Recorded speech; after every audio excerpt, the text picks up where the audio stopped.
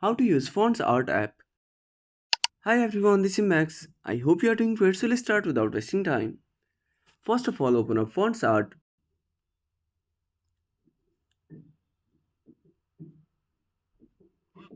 Now tap on Continue.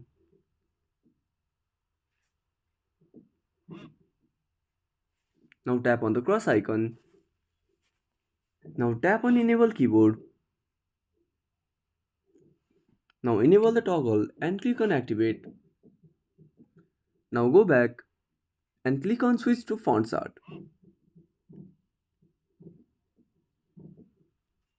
Now tap on Type something. So here is your new keyboard.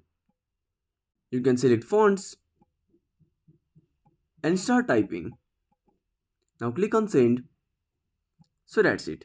If you found this video helpful, smash that like button and subscribe our channel for more awesome content. Have a burning question or want to search the topic? Drop down a comment below. This is Max signing off until next time.